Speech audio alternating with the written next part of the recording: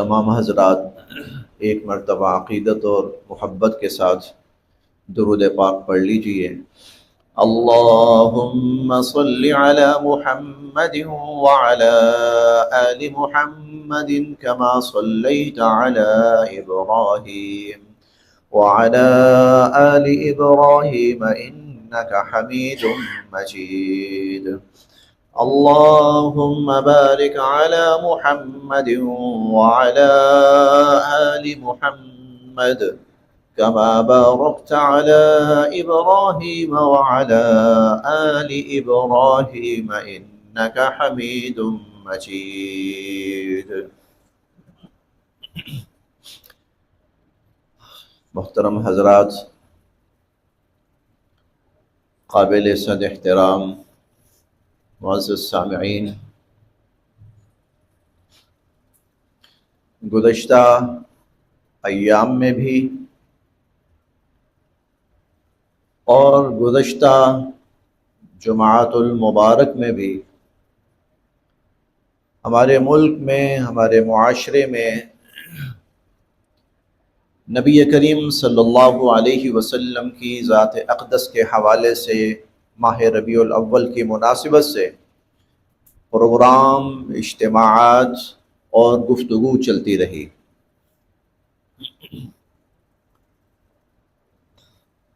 مختلف موضوعات پر، مختلف عنوانات پر اجتماعات، پروگرام منعقد ہوتے رہے، محافل منعقد ہوتی رہیں۔ آج کے دور میں جس چیز کی سب سے زیادہ ضرورت ہے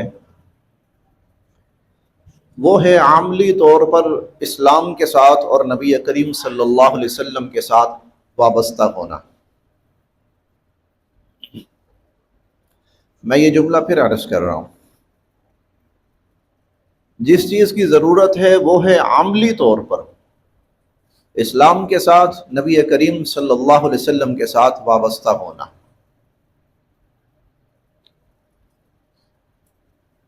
جذباتی طور پر، گفتگو کے طور پر تو یقیناً ہم بہت اظہار کرتے ہیں، لیکن اصل جو ہم سے اللہ رب العزت کی ڈیمانڈ ہے اور تقاضا ہے اور حضور علیہ الصلوۃ والسلام کا حکم ہے ہمارے لیے، وہ ہے عملی طور پر نبی کریم صلی اللہ علیہ وسلم کے ساتھ وابستہ ہونا۔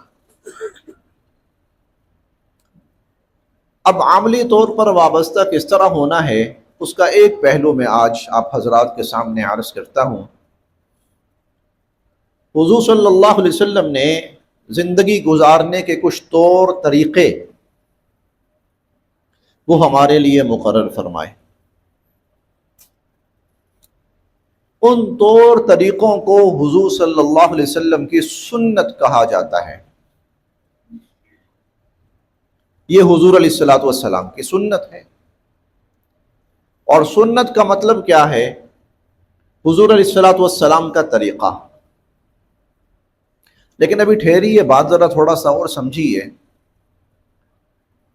حضور علیہ الصلوۃ والسلام کا ہر عمل، ہر طریقہ وہ سنت نہیں ہے۔ وہ عمل جو حضور علیہ الصلوۃ والسلام نے بطور دین امت کے لیے چھوڑا ہے اور امت کو تلقین کی ہے کہ اس کو اپناؤ، جو طریقہ حضور علیہ الصلوۃ والسلام نے بطور دین چھوڑا ہے اور امت کو تلقین کی ہے کہ اس کو اپناؤ، اسے سنت کہتے ہیں۔ حضور علیہ الصلوۃ والسلام کے بہت سے عمل ایسے ہیں جو آپ نے کیے ہیں لیکن اس کو امت کے لیے نہیں چھوڑا، وہ کہیں آپ کی خصوصیت تھی، وہ کہیں کسی مجبوری کے عالم میں حضور علیہ الصلوۃ والسلام کو کرنا پڑ گیا، اس کا تعلق صرف حضور علیہ الصلوۃ والسلام کی ذات کے ساتھ ہے، وہ سنت نہیں ہے۔ اس کی بے شمار مثالیں حضور علیہ الصلوۃ والسلام کی حیات مبارکہ میں موجود ہیں۔ آپ نے کیا عمل، لیکن اس کو امت کے لیے بطور دین کے نہیں چھوڑا کہ تم نے بھی کرنا ہے، اس لیے وہ سنت نہیں کہلائے گا، وہ حضور علیہ الصلوۃ والسلام کی خصوصیت کہلائے گا، یا وہ حضور علیہ الصلوۃ والسلام کا عذر میں کیا جانے والا عمل کہلائے گا۔ سنت کہتے ہیں جو بطور دین امت کے لیے چھوڑا ہے اور امت کو تلقین کی ہے کہ اس کو اپناؤ۔ اب جس کو بطور دین چھوڑا ہے، جس عمل کو، اور امت کو تلقین کی ہے، اب اس کی اہمیت کیا ہے، ذرا وہ سماعت فرمائیں۔ حضور علیہ الصلوۃ والسلام نے فرمایا کہ من یعش منکم بعدی فسیرا اختلافا کثیرا، تم میں سے جو میرے بعد زندہ رہے گا نا، وہ بڑا اختلاف دیکھے گا، نئے نئے طور طریقے دیکھے گا، نئے نئے رنگ ڈھنگ دیکھے گا۔ صحابہ کرام نے پوچھا مل مخرج منہا یا رسول اللہ، اللہ کے نبی پھر اس سے بچنے اور اس اختلاف سے نکلنے کی صورت کیا ہے؟ تو حضور علیہ الصلوۃ والسلام نے فرمایا کہ علیکم بسنتی وسنت الخلفاء الراشدین المہدیین تمسکوا بها وعضوا علیہا بالنواجذ، ایسی صورت میں تم میری سنت کو لازم پکڑنا اور خلفائے راشدین کی سنت کو لازم پکڑنا۔ اگلا جملہ اور بھی زیادہ قابل غور ہے۔ آپ نے فرمایا کہ تمسکوا بہا وعضوا علیہا بالنواجذ، وہ جو میری سنت ہوگی نا اس کو مضبوطی سے تھام کے رکھنا، بلکہ وعضوا علیہا بالنواجذ، اپنے جبڑوں کے ساتھ جکڑ کے رکھنا۔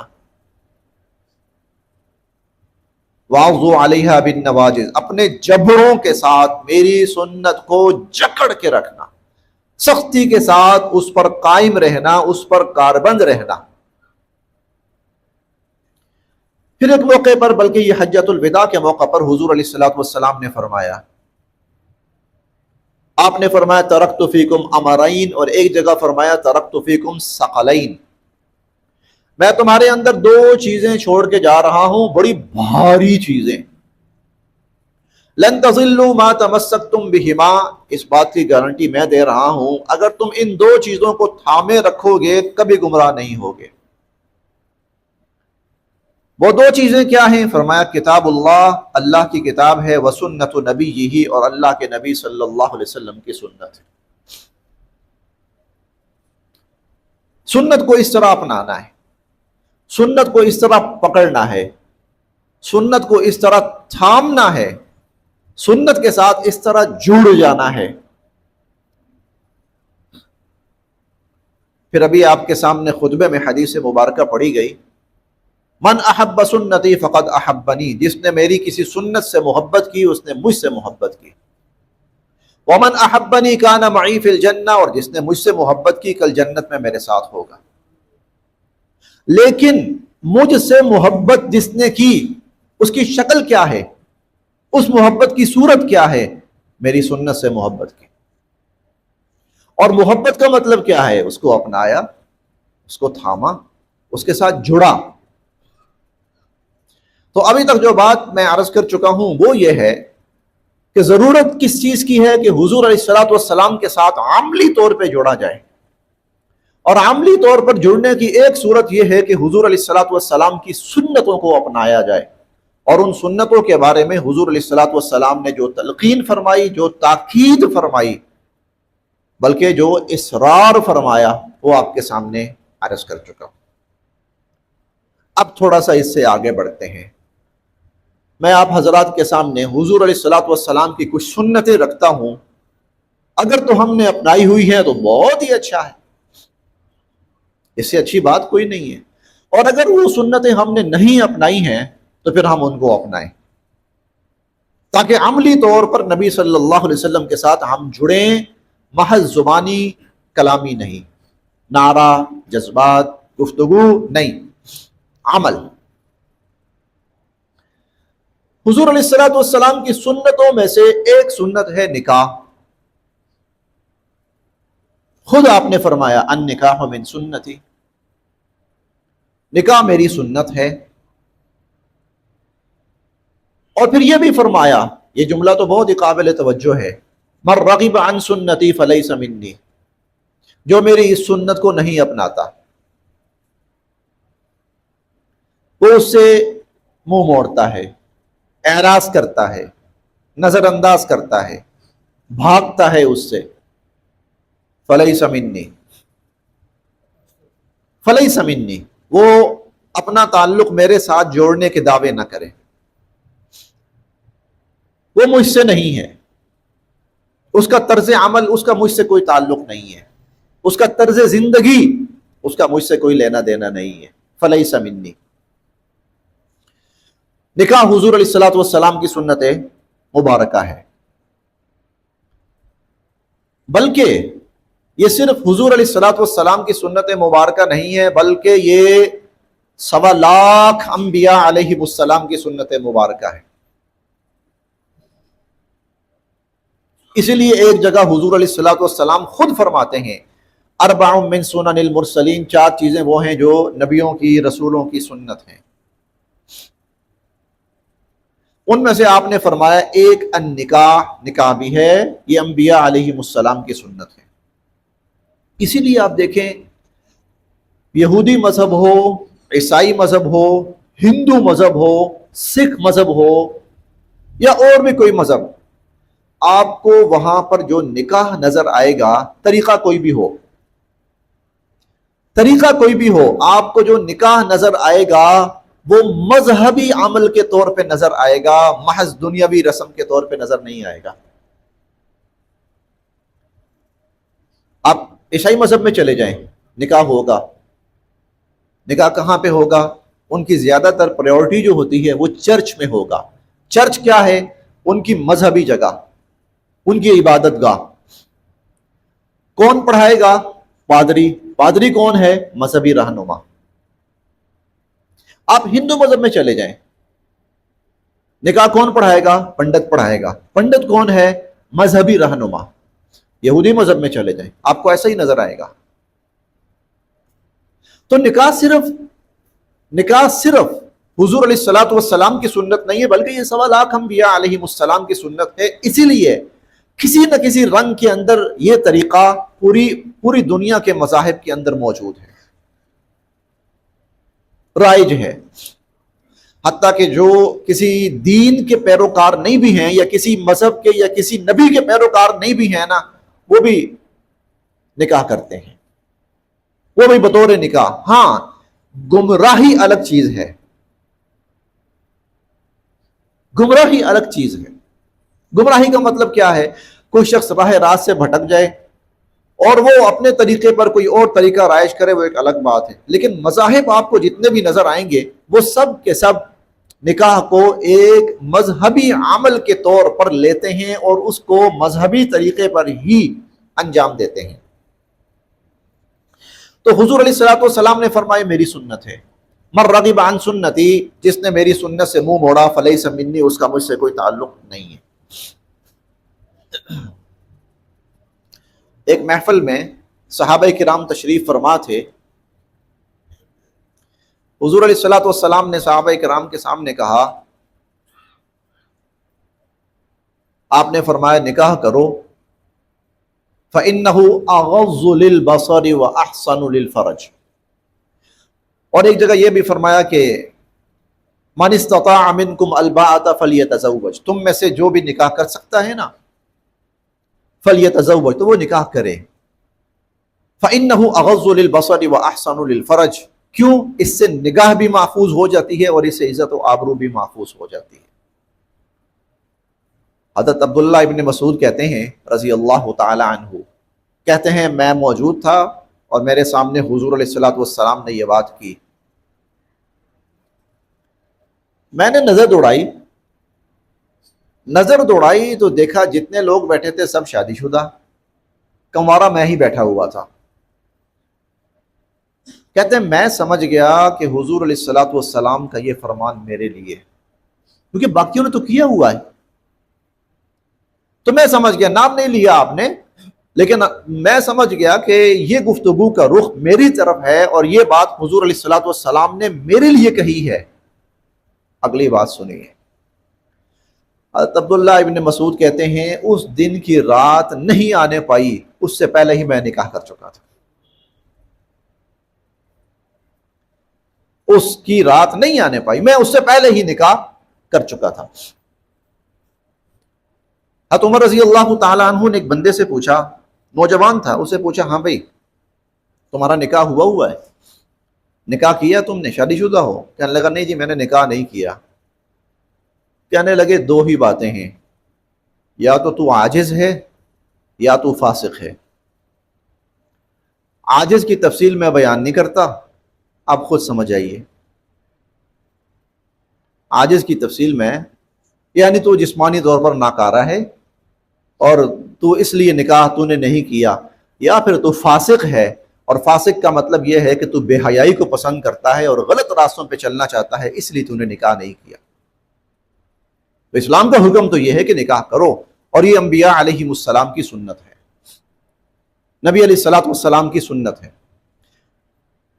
اب یہاں پر ایک بڑی تفصیلی گفتگو ہے کہ یہ جو نکاح جس کو ہم نکاح سمجھ لیتے ہیں، یہ نکاح کا ابتدائی حصہ ہے، یہ نکاح کا ابتدائی حصہ ہے۔ ابتدائی حصے سے مراد یہ ہے، ہمارے ہاں تصور یہ ہے کہ زندگی میں شادی تو ایک ہی دفعہ ہوتی ہے، بھائی نکاح تو ایک ہی ہوتا ہے،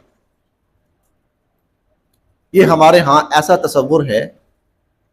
میں نے ایک دفعہ ایک نوجوان سے کہا، مذاق میں بات چل رہی تھی، میں نے کہا اللہ تمہارے اور نکاح فرمائے، اللہ تمہیں اور بیویاں دے۔ کہنے لگا استغفر اللہ، اس کے الفاظ ہیں، اللہ نہ کرے، استغفر اللہ، یہ اس کے الفاظ ہیں۔ اسلام اس میں تعدد کو پسند کرتا ہے۔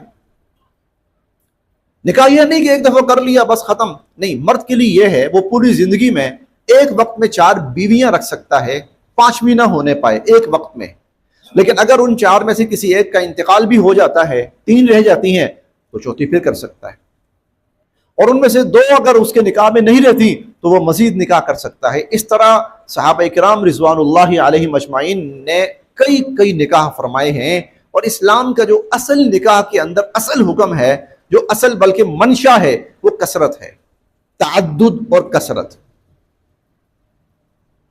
یہ جو ہمارے ہاں نا ایک ہی دفعہ تو نکاح ہوتا ہے، ایک ہی دفعہ تو شادی ہوتی ہے، یہ ہمارے ہاں لا علمی کی بنا پر اس قسم کے الفاظ اور اس قسم کے جملے رائج ہو گئے ہیں، یہ ہماری طرف سے ہے، اللہ رب العزت کی طرف سے ایسا نہیں ہے۔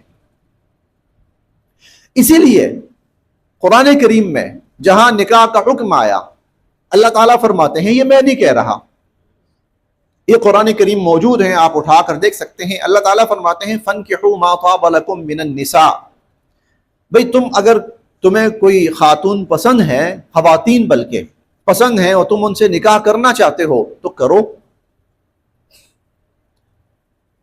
اگلا جملہ جو سننے والا ہے، فَانْكِحُوا مَا طَابَ لَكُم مِّنَ النِّسَاءِ، تمہیں پسند ہیں جو رشتے، تم نکاح کرو، مثنا، 2، یعنی اللہ نے ایک سے شروع نہیں کیا، اللہ نے شروع ہی 2 سے کیا ہے، مثنا 2، وثلاثا اور 3، اور رباع اور 4۔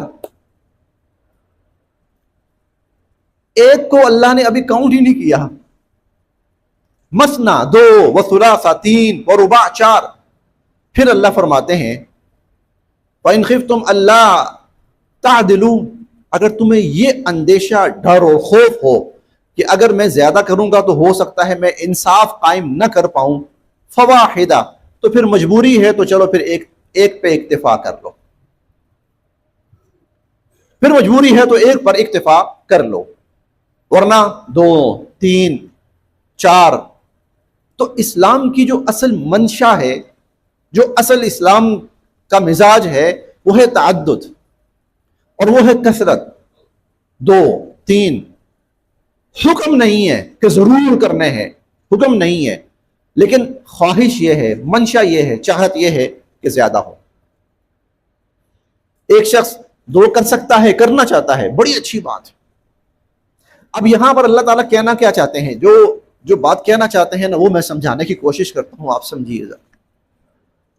اب اللہ تعالیٰ کہنا یہ چاہتے ہیں، اگر کوئی شخص پہلے سے شادی شدہ ہے، اس کے پاس ایک رشتہ موجود ہے، ایک بیوی اس کے نکاح میں ہے، اور وہ مزید کرنا چاہتا ہے، تو تم اس کی مدد کرو، تم اس کی حوصلہ افزائی کرو، تم اس کے ساتھ تعاون کرو، تم اس کا شوق بڑھاؤ، تم اپنی خدمات پیش کرو کہ ہمارے لائے کوئی حکم خدمت ہے تو بتاؤ ہم حاضر ہیں اس میں، یہ کہنا چاہتے ہیں اللہ تعالیٰ۔ قطعاً اللہ تعالیٰ یہ نہیں کہنا چاہتے کہ اگر کوئی یہ کہے کہ میں ایک سے زائد کرنا چاہتا ہوں تو پورا معاشرہ اپنی اپنی بندوقیں لے کے اس کی طرف منہ اٹھا کے کھڑا ہو جائے۔ تجھے شرم نہیں آتی؟ تجھے کون سی آگ لگی ہوئی ہے؟ مسئلہ کیا ہے تیرے ساتھ؟ تیرے گھر بہن بیٹیاں نہیں ہیں؟ نہیں، اسلام یہ نہیں کہتا۔ اسلام یہ کہتا ہے کہ اب اس مدد کرو، اس کی تعاون کرو اس کے ساتھ۔ خیر، یہ اسلام کا اصل مزاج ہے، یہ اصل مزاج تعدد۔ اور اگر کسی مجبوری کی وجہ سے کوئی شخص ایک پر اکتفا بھی کرتا ہے تو چلیں کم از کم آخری درجہ یہ ہے کہ وہ ایک نکاح اس نے ضرور کیا ہوا ہو۔ آپ کو ایک عجیب بات بتاؤں، حضرت معاذ بن جبل رضی اللہ تعالیٰ عنہ بہت برے جلیل القدر صحابی ہیں، بیمار ہو گئے اور ان کا آخری وقت ہے، اور اس وقت ان کے نکاح میں کوئی رشتہ نہیں تھا۔ لوگوں سے کہنے لگے بھئی میرا نکاح کراؤ، میرا نکاح کراؤ۔ کیوں؟ میں اللہ سے اس حالت میں نہیں ملنا چاہتا کہ میرے نکاح کے اندر کوئی عورت نہیں ہے۔ حضرت شداد بن اوس اپنی آخری عمر میں نابینا ہو گئے تھے، اور اس وقت ان کے نکاح میں کوئی بیوی نہیں تھی، انتقال کر گئی، بوڑھے تھے وہ بھی، وہ عورت بھی بوڑھی انتقال کر گئی۔ تو کہنے لگے میرا نکاح کراؤ۔ کیوں؟ کیونکہ میں نے حضور علیہ الصلوۃ والسلام سے یہ سنا تھا کہ تم اللہ سے اس حال میں نہ ملنا کہ تمہارے نکاح کے اندر کوئی رشتہ اور کوئی بیوی نہ ہو۔ یہ اسلام کا مزاج ہے، انسان حالت نکاح میں رہے، جوانی میں رہے، بلکہ جب وہ جوان ہو جائے اور اس پوزیشن میں آئے کہ وہ نکاح کر سکتا ہے اور وہ ایک رشتہ سنبھال سکتا ہے تو وہ نکاح کرے۔ یہ حضور علیہ الصلوۃ والسلام کی سنت ہے، پہلی سنت۔ میں نے گفتگو یہاں سے شروع کی کہ حضور علیہ الصلوۃ والسلام کے ساتھ عملی تعلق قائم کرنا ہے، حضور کے طور طریقوں کو اپنانا ہے، حضور کی سنتوں کو اپنانا ہے۔ سنتیں کون کون سی ہیں وہ میں عرض کر رہا ہوں، ایک آپ کے سامنے یہ شروع کی ہے۔ پہلی سنت نکاح ہے، اس لیے اس کے خلاف جتنے جملے بنے ہوئے ہیں، جتنے فقرے بنے ہوئے ہیں، وہ کفریہ اور شیطانی ہیں۔ جیسے جو شادی کرے پچھتائے، غلط۔ اگر یہ پچھتانے والا عمل ہوتا، میں اللہ کی قسم کھا کے کہتا ہوں اللہ تعالیٰ 1.25 نبیوں کو حکم نہ دیتے کہ نکاح کرو، اور 1.25 نبی اپنی امتوں کو تاکید کر کے نہ جاتے کہ نکاح کرو۔ اگر نکاح جو ہے یہ پچھتانے والا عمل ہوتا، اس لیے اس قسم کے فقرے، اس قسم کے جملے جس سے حضور کی سنت پہ زد پڑتی ہے اور حضور علیہ الصلوۃ والسلام و 1.25 نبیوں کا عمل مجروح ہوتا ہے، وہ جملے، وہ فقرے، وہ محاورے، وہ مصرے، وہ اشعار، وہ مضامین، وہ کفریہ اور شیطانی ہیں۔ ایک سنت۔ دوسری سنت حضور علیہ الصلوۃ والسلام کی دوسری سنت، ہم نے جڑنا ہے اپنے نبی کے ساتھ۔ کیسے جڑنا ہے؟ آپ کے طور طریقے اپنا کر، آپ کی سنتوں کو اپنا کر۔ دوسری سنت، حضور علیہ الصلوۃ والسلام جب گھر میں داخل ہوتے تھے، کبھی ایسا نہیں ہوا آپ گھر میں داخل ہوئے ہیں اور آپ کے چہرے پر مسکراہٹ نہ ہو، کھلے ہوئے چہرے کے ساتھ، خوش طبعی اور خوش مزاجی کے ساتھ حضور گھر میں داخل ہوئے ہوں، حضور گھر میں داخل نہ ہوئے ہوں، ایسا کبھی نہیں ہوا۔ یہ سنت ہے حضور علیہ الصلوۃ والسلام کی۔ جب بھی گھر میں داخل ہوتے تھے، 2 کام، نمبر 1 سلام، اور نمبر 2 آپ کے چہرے پہ مسکراہٹ ہوتی تھی۔ آپ کو بہت عجیب بات بتاؤں، بہت ہی حیران کن، شاید کم سنی ہو یہ بات آپ لوگوں نے۔ حضرت خدیجۃ الکبریٰ رضی اللہ تعالی عنہا 25 سال حضور صلی اللہ علیہ وسلم کی زوجہ محترمہ رہیں، اور ان 25 میں سے 10 سال حضور علیہ الصلوۃ والسلام کی ابتدائی نبوت کے ہیں، اور وہ جو 10 سال تھے نا ابتدائی نبوت کے، وہ بے انتہا سخت سال تھے۔ کفار آپ کے خلاف، پورا معاشرہ آپ کے خلاف، آپ کے خلاف کیا کچھ نہیں کیا گیا، زبانی طور پر، عملی طور پر آپ کا مقاطعہ کیا گیا، بائیکاٹ کیا گیا، آپ کو شیب ابی طالب میں 3 سال قید کیا گیا، پتھر برسائے گئے، طائف کا واقعہ ہو یا اور ابتدائی واقعات ہوں، آپ کا معاشرے نے، جب آپ نے نبوت کا اعلان کیا تھا نا، تو معاشرے نے آپ کا بائیکاٹ کرنا شروع کر دیا تھا، سیدھے منہ کوئی بات کرنے کو تیار نہیں ہوتا تھا حضور علیہ الصلوۃ والسلام کے ساتھ، راستوں میں کانٹے بچھانے، آپ صلی اللہ علیہ وسلم کے اوپر جانوروں کی غلاظتیں ڈال دینا جب آپ نماز پڑھ رہے ہوتے تھے، آپ کے گلے کے اندر کپڑے ڈالنا، گھسیٹنا، آپ کو پکڑ کر کعبے کی دیوار کے ساتھ دے مارنا، یہ سب ہوا ہے اور اس سے بہت آگے بڑھ کر ہوا ہے۔ آپ پر بہت بڑے بڑے غلط الفاظ آپ کی ذات اقدس کے بارے میں استعمال کرنا، جب آپ کہیں سے گزرتے استہزاء کرنا، مذاق اڑانا، راہ چلتے لڑکوں کو آپ کے پیچھے لگا دینا، جو منہ میں آتا ہے بولو اور جو کر سکتے ہو کرو، یہ سب ہوا حضور علیہ الصلوۃ والسلام کے ساتھ۔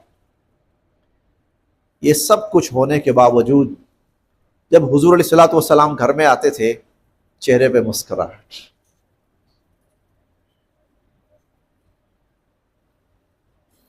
ایک دن ایسا ہوا، آپ شاید زیادہ پریشان تھے، بہت زیادہ کفار کی طرف سے آپ پر زیادتی ہوئی، آپ گھر تشریف لائے، سلام بھی نہیں کیا اور چہرہ بھی بڑا غمگین سا اور دکھی سا۔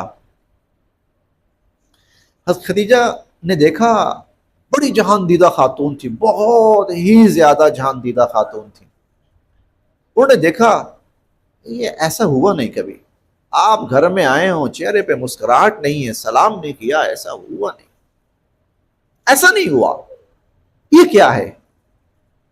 لگتا ہے کوئی بہت بڑی بات ہوئی۔ کہنے لگی اللہ کے نبی خیریت؟ آج بالکل خلاف معمول، آپ گھر میں تشریف لائیں، چہرے پہ مسکراہٹ نہ ہو، کبھی نہیں ہوا، آج پہلی دفعہ آپ گھر میں داخل ہوں سلام نہ فرمائیں، ایسا نہیں ہوا، پہلی دفعہ۔ حضور کو احساس ہوا، آپ فوراً واپس پلٹے، باہر گئے، اپنے آپ کو نارمل کیا آپ نے، پھر اس کے بعد آپ مسکراتے ہوئے چہرے کے ساتھ دوبارہ گھر میں داخل۔ یہ سنت ہے نبی کریم صلی اللہ علیہ وسلم کی۔ میں ان چیزوں کو کوشش کر رہا ہوں بیان کروں جن کا تعلق معاشرے کے ساتھ ہے، جن کا تعلق ہمارے گھر بار کے ساتھ ہے۔ کچھ سنتیں وہ ہیں جن کا تعلق انسان کی ذاتی زندگی کے ساتھ ہے، ابھی میں ان پہ نہیں آ رہا، میں وہ نہیں کر رہا۔ مثلا مسواک کرنا حضور علیہ الصلوۃ والسلام کی سنت مبارکہ ہے، لیکن یہ ذاتی عمل ہے، یہ ذاتی سنت ہے، انشاءاللہ اس پر بھی بیان ہوگا۔ لیکن وہ سنتیں جن کا تعلق معاشرے کے ساتھ ہے، جن کا تعلق سوسائٹی کے ساتھ ہے، آپ کبھی ایسا نہیں ہوا گھر میں تشریف لائے ہیں اور آپ کے چہرہ اقدس کے اوپر مسکراہٹ نہ ہو، ہنستے ہوئے مسکراتے ہوئے آپ داخل نہ ہوئے۔ سنت ہے حضور صلی اللہ علیہ وسلم کی۔ عہد کیجئے آج سے، کوشش کریں گے کہ جب بھی اپنے گھروں میں داخل ہوں گے تو نبی کے امتی بن کے داخل ہوں گے، اور نبی کا امتی وہ ہے جو نبی کے طریقے پہ داخل ہوتا ہے۔ اور نبی علیہ الصلوۃ والسلام کا ایک طریقہ یہ بھی ہے کہ سلام کر کے اور مسکراتے ہوئے چہروں کے ساتھ گھروں میں داخل ہونا۔ یہ نہیں ہے کہ دفتر کی ٹینشن ہے تو وہ گھر کے اندر بھی ہم ساتھ لے کے آ رہے ہیں، اور کسی کے ساتھ ہم گفتگو کرتے ہوئے آ رہے ہیں اور ہماری گفتگو نازیبا ہے تو ہم وہی نازیبا گفتگو کرتے ہوئے اپنے گھر میں داخل ہو رہے ہیں، غلط ہے۔ حضور علیہ الصلوۃ والسلام کی ایک سنت یہ بھی ہے۔ تیسری سنت، حضور علیہ الصلوۃ والسلام جب کسی کے ساتھ کوئی معاملہ کرتے تھے تو آپ اس معاملے کو اتنے خوبصورت انداز سے انجام دیتے تھے کہ ہر شخص چاہتا تھا کہ حضور میرے ساتھ دوبارہ معاملہ کریں۔ حسن معاملہ، کسی کے ساتھ کوئی چیز کا لین دین کرنا، حضور علیہ الصلوۃ والسلام نے خرید و فروخت کرنا، کسی چیز کا قرض لینا اور قرض واپس کرنا، بڑے خوبصورت انداز کے اندر حضور علیہ الصلوۃ والسلام معاملہ کرتے تھے۔ میں آپ کو اس کی ایک مثال عرض کرتا ہوں۔ ایسا موقع آیا کہ آپ قرض لیتے تھے، آپ نے قرض لیا مختلف مواقع پر، لیکن آپ کی عادت مبارکہ یہ تھی جب قرض واپس کرتے تھے تو نہ صرف یہ کہ وہ پوری رقم واپس کرتے تھے یا پوری چیز واپس کرتے تھے، بلکہ اپنی طرف سے کچھ اور بھی اس کو واپس کرتے تھے ساتھ، اضافی طور پر اپنی طرف سے اسے کچھ اور بھی واپس کرتے تھے۔ تو نے میرے ساتھ نیکی کی نا، نیکی کی ہے، اور نیکی کیا ہے؟ قرض بھی ایک مدد ہے، تم نے نیکی کی ہے۔ تو آپ جب وہ قرض واپس کرتے تھے، قرض کی رقم تو واپس کی، قرض کی چیز تو واپس کی، اس کے ساتھ ساتھ حضور علیہ الصلوۃ والسلام اپنی طرف سے اضافی طور پر بھی کچھ نہ کچھ دیتے تھے۔ اب آپ اندازہ لگائیں، جس بندے کے ساتھ اس قسم کا معاملہ ہو وہ پتہ کیا کہے گا؟ وہ کہے گا بھائی آئندہ ضرورت ہونا تو پھر بھی لے لینا۔ حالانکہ قرض کے بارے میں حضور علیہ الصلوۃ والسلام کا اپنا فرمان ہے، القرض مقراض المحبہ، قرض محبت کی کینچی ہے، محبت کو کاٹ کے رکھ دیتا ہے قرض۔ اور آج کا جو ہم قرض کا لین دین کرتے ہیں یہ وہی ہے۔ آج جو ہم جو قرض کا لین دین کر رہے ہیں نا وہ یہی ہے کہ جب آپ نے کسی کو قرض دینا ہو تو اس وقت لینے والا آپ کے پیچھے پیچھے بھاگ رہا ہوتا ہے، بھائی دے دیں دے دیں دے دیں، بڑی مہربانی، بڑا مجبور ہوں میں، قرض دے دیں۔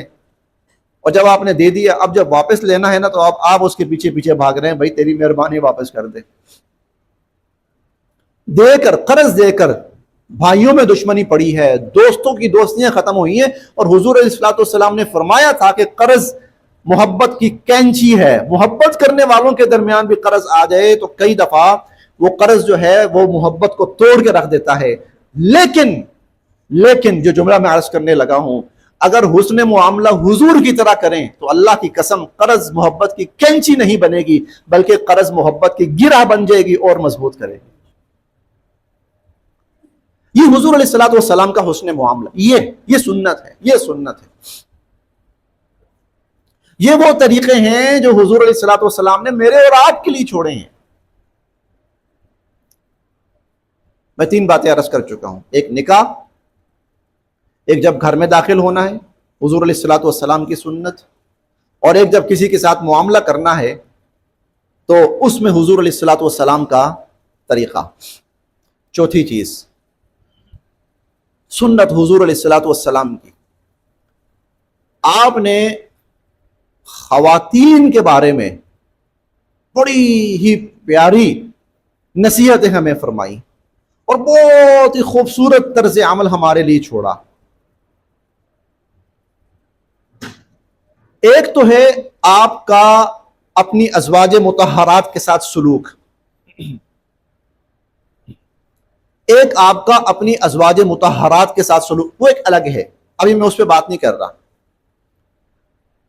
آپ کی وہ نصیحتیں جو والدین کے بارے میں ہیں، خصوصاً والدہ کے بارے میں ہیں، میں اس پر بھی بات نہیں کر رہا۔ آپ کی وہ گفتگو جو بیٹیوں کے بارے میں ہے، میں اس پر بھی گفتگو فی الحال نہیں کر رہا۔ بہنوں کے بارے میں ہے، میں اس پہ بات نہیں کر رہا۔ اس سے ہٹ کر ایک مسلمان کا خواتین کے ساتھ رویہ، سلوک، طرز عمل کیسا ہونا چاہیے ایک مسلمان کا؟ میں اس لیے عرض کر رہا ہوں، آج میں پھر وہ بات آ جاتی ہے میری زبان پر، اس غلیظ سیاست نے جو ہمارے ملک میں رائج ہے نا، اس نے ہمیں اخلاقی طور پر اتنا دیوالیہ کر دیا ہے کہ اب قوم کو سب سے زیادہ خوشی تب ہوتی ہے جب کسی خاتون کی عزت کا مذاق اڑایا جاتا ہے۔ اور آج کل کی اصطلاح میں عرض کرنے لگا ہوں، اگر آپ نے کوئی چیز وائرل کرنی ہے نا تو کسی عورت کا مذاق اڑاؤ، اس کی تضحیک کرو، اس کو ذلیل کرو، آپ وائرل ہو جاؤ گے اور آپ کی جو ویڈیو ہے، پروگرام ہے، وہ وائرل ہو جائے گا۔ انا للہ و انا الیہ راجعون۔ حضور علیہ الصلوۃ والسلام کا طرز عمل کیا ہے ہمارے لیے؟ حضور کی سنتیں کیا ہیں ہمارے لیے؟ آپ کی تعلیمات کیا ہیں؟ آپ کی رضاعی ہمشیرہ تھیں حضرت شیمہ رضی اللہ تعالی عنہا، یہ آپ کی رضاعی والدہ ہیں، رضاعی ہمشیرہ ہیں حضرت شیمہ رضی اللہ تعالی عنہا۔ غزوہ حنین کے موقع پر جو قیدی آئے تھے ان میں حضرت شیمہ بھی تھی رضی اللہ تعالی عنہ. آپ کو ابھی نہیں پتا تھا کہ میری ہمشیرہ بھی، حالانکہ وہ رضاعی تھی، یعنی حضور علیہ الصلوۃ والسلام نے ان کی والدہ ماجدہ بچپن میں ان کے ساتھ رضاعت کا تعلق رہا تھا، آپ نے ان کا دودھ پیا تھا، وہ رضاعی والدہ تھیں تو یہ رضاعی بہن ہوئی. حضرت شیمہ رضی اللہ تعالیٰ عنہ وہ قید ہیں، انہوں نے پیغام بھیجا حضور علیہ الصلوۃ والسلام کو کہ اپنے نبی سے کہو کہ آپ کی بہن بھی یہاں آئی ہے، سگی بہن نہیں ہے. حضور علیہ الصلوۃ والسلام کو جو ہی پتہ چلا فوراً گئے، بھاگے آپ گئے اور حضرت شیمہ رضی اللہ عنہا کو لے کر آئے اور ان کے لیے چادر بچھائی اور ان کو بٹھایا. اب ان کے ساتھ ساری پرانی باتیں چل رہی ہیں، بچپن میں یہ ہوتا تھا وہ ہوتا تھا، اور ان کی والدہ حضرت حلیمہ سعدیہ آپ کی جو والدہ ہیں ان کے ساتھ، اماں جی ان کے ساتھ یہ بات ہوتی تھی، ایسے ہوتا تھا. حضور ایسے ان کے ساتھ عزت سے بٹھایا ہوا ہے، احترام سے بٹھایا ہوا ہے، بات چیت چل رہی ہے، کھانے کا اہتمام فرمایا آپ نے، بہترین لباس وہیں پر چادر ان کو اڑائی. اس کے بعد پھر فرمایا کہ جب بات کافی ٹائم گزر گیا، بات چیت ہو گئی، دونوں بہن بھائی کو تسلی ہو گئی بڑی حد تک، تو آپ نے فرمایا کہ بہن اگر اب میرے پاس رہنا چاہتی ہو تو میرا گھر حاضر ہے، اور اگر تم واپس اپنے قبیلے میں جانا چاہتی ہو تو تب بھی تمہاری مرضی، جیسے تم کہو گی. تو وہ کہنے لگی نہیں میں اپنے قبیلے میں واپس جانا چاہوں گی. تو حضور علیہ الصلوۃ والسلام نے اچھا خاصا کھانے پینے کی اشیاء، کپڑے ان کو دیے، اور غزوہ حنین کے 6000 قیدی جو ان کے قبیلے کے تھے، جو قید تھے مسلمانوں کے ہاتھوں میں، آپ نے فرمایا سب کو آزاد کر دو، واپس بھیج دو. اور ذات کے ساتھ کتنا احترام کا معاملہ کرنا ہے.